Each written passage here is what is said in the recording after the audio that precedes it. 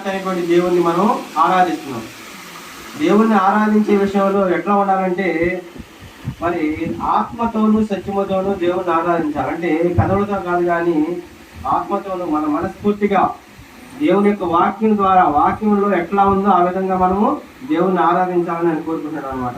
కాబట్టి ఆయనకు అనుకూలంగా మనం జీవించేవారుగా ఉండాలి. ఈరోజు దేవుని యొక్క వాక్యంలో నుంచి ఒక చిన్న అంశం లేకపోతే చిన్న వాక్యాన్ని ధ్యానించుకున్నాం. చూడండి,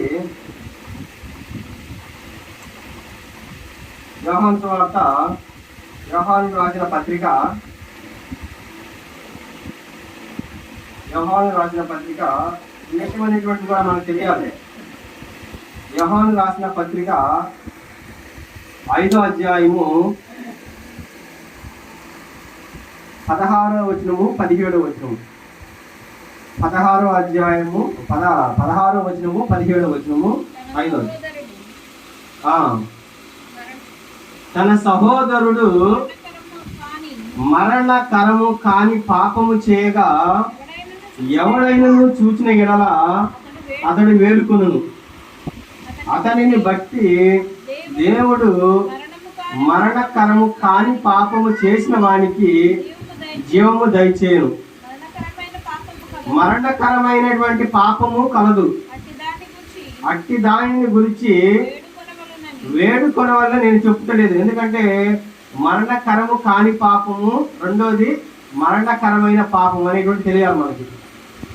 మరణకరము కాని పాపము మరణకరమైనటువంటి పాపాన్ని గురించి చెప్తున్నాడు, కానీ ఈ మరణకరమైన పాపాన్ని గురించి వేడుకోవాలని నేను చెప్పలేదు. ఎందుకంటే తర్వాత సకల దుర్నీతియు పాపము, అయితే మరణకరము కాని పాపము ఉన్నది కలదు. ఇక్కడ మనం ఏం తెలుసుకోవాలంటే 2 విషయాలు తెలియాలి. ఒకటి, మరణకరమైన పాపము, మరణకరము కాని పాపము ఏంటిది? మరణకరమైన పాపం అంటే ఏంటి, మరణకరము కాని పాపం అంటే ఏంటో చూద్దాం.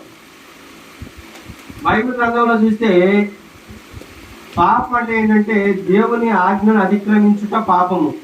ఎవరైతే దేవుడు ఆజ్ఞ ఇచ్చాడో, దేవుడు మాట చెప్తున్నాడు. ఇప్పుడు బైబిల్లో ఉన్నటువంటి దేవుని యొక్క వాక్యాన్ని, ముఖ్యంగా క్రైస్తవులకు ఉన్నటువంటి కొత్త నిబంధనలో ఉన్నటువంటి యేసుక్రీస్తు చెప్పినటువంటి మాటలను మనం అనుసరించకపోతే ఏమైందంటే అది పాపమే. దేవుని ఆజ్ఞలను అనుసరించకపోవటమే పాపము.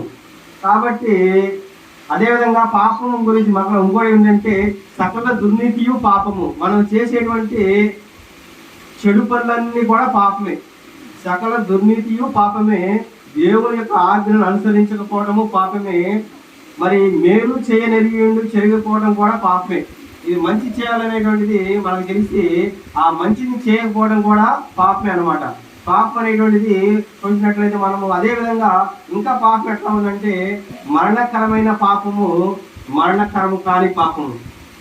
మరి మరణకరమైన పాపం గురించి వేడుకోవద్దు అంటున్నారు.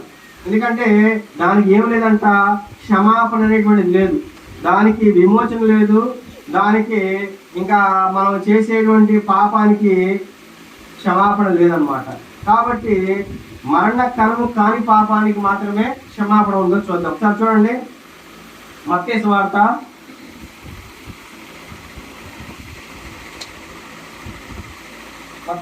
12వ అధ్యాయము 31వ వచనం నుంచి. 12వ అధ్యాయము 31.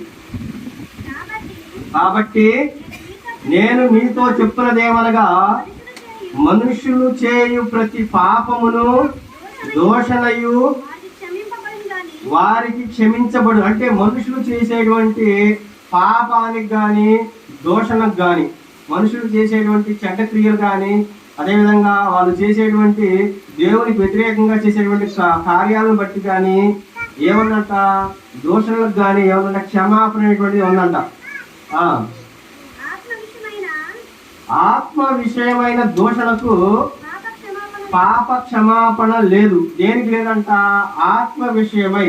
ఆత్మ విషయం అంటే పరిశుద్ధాత్మ. పరిశుద్ధాత్మకు వ్యతిరేకంగా పాపము చేస్తే ఏం లేదంట, దానికి క్షమాపణ లేదు.